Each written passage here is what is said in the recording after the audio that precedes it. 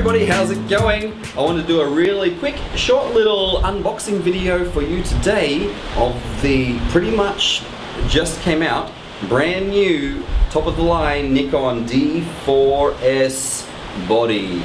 So this is the beast if you're in with the Nikon line of things. So let's open it up and take a look. Right here we are looking at about a $6,000 camera, so it's not your entry-level camera, but in the past I've used the D3s. Right now I'm mainly a Canon shooter, but anything in the Pro line, these bigger cameras are just awesome. They're built like bricks, they're built to last, you can toss them around, use them in the rain all day long without worrying about them breaking or anything like that. So let's open it up, take a quick look, and have a listen to that shutter. So, of course, you get your warranties and things like that, and a fat instruction book. That is the fattest instruction book I've ever seen with any camera, actually.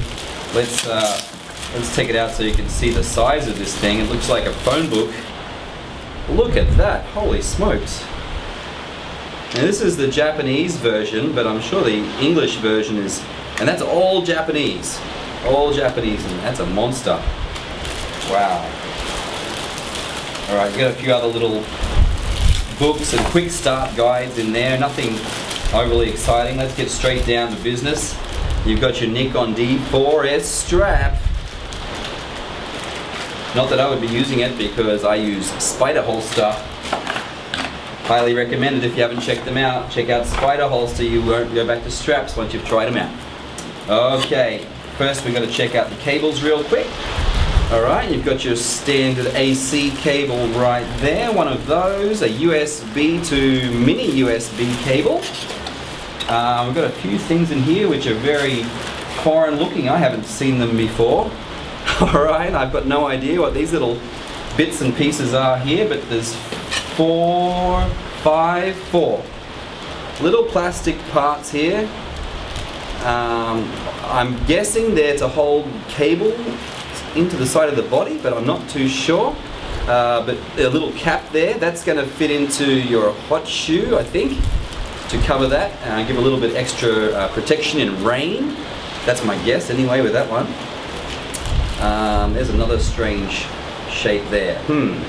That looks like it would fit in over the PC sink and hold cable in for tethering, so it can't be yanked out easily. That's what I'm guessing. This little part here will probably fold back around on the cable to hold it in, and yes, that's what that would be for. Alright, moving right along now to the battery charger. Got a nice big solid battery charger here. There we are, dual battery charging. So that's always a nice thing. Much the same as the Canon 1 series battery chargers, where you've got dual batteries. You can do your calibration and things like that, which you can't on the cheaper bodies. So that's always a good thing. Very nice. Keep in mind the batteries for these Pro bodies are not cheap. I think they're in the range of $150 or so. But they do last a long time. The Canon 1 series batteries and the Nikon D3, the single digit series bodies that I've used in the past, I can shoot maybe 4 or 5 weddings on them and they're still good to go, no problems at all. So there we go, there's your good old Nikon beefy battery. Is that a cap that comes off the end? I think that come off, but we'll leave it on for now. It's just covering up the connections. But yeah, that's a serious battery right there. You'll get a few days shooting on this kind of battery, no problems at all.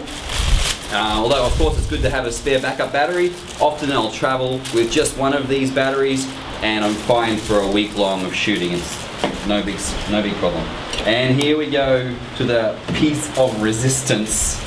The new Nikon D4s. Should we take a sniff like Fro does? It smells like sports and high-powered speed and all sorts of good stuff. Alright, oh look at that.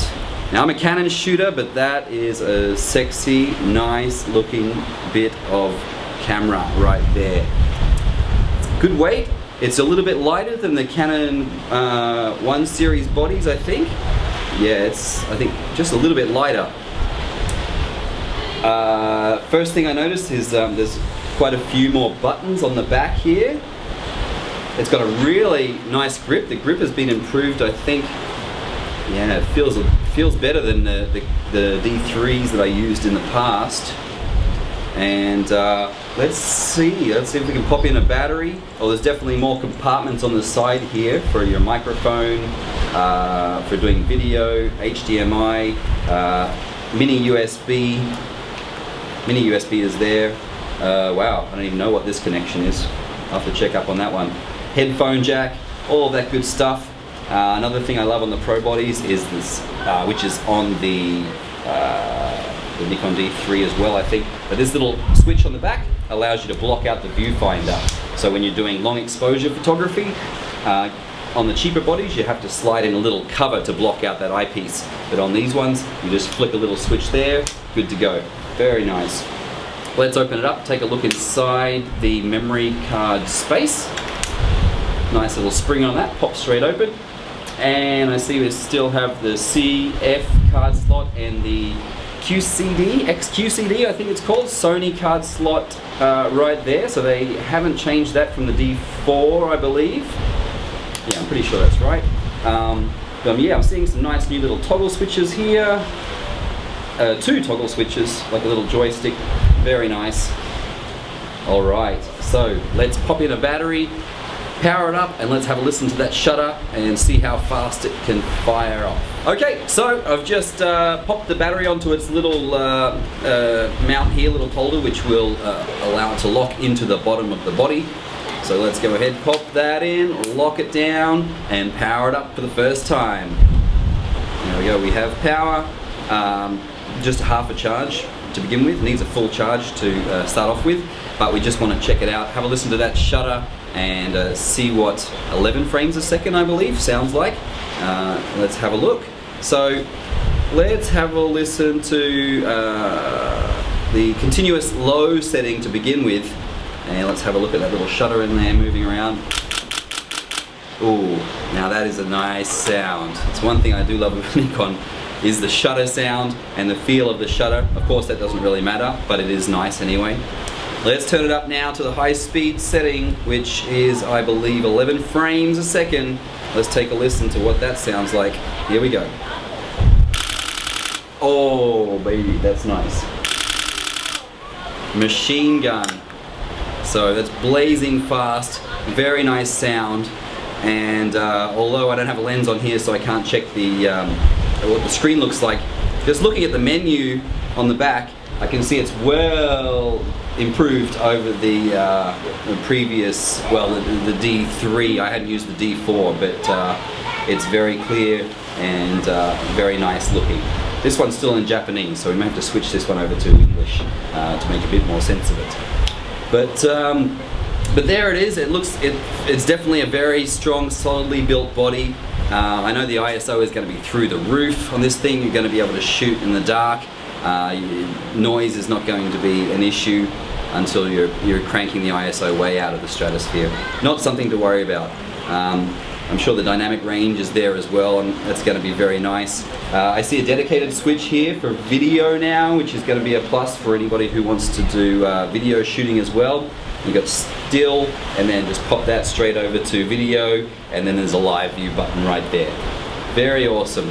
So it's you got extra little function button down here as well, and a PV. I'm not sure what that is, but anyway, I just wanted to give you a quick look, a little unboxing, and my opinion, it looks fantastic. I'll be happy to shoot with this any day of the week, even though, like I said, I am a Canon shooter, but this is just beautiful. So there we are. If you got any questions or comments, feel free to leave them in the section below. If you like the videos, remember to subscribe, and thanks very much for watching. Happy shooting.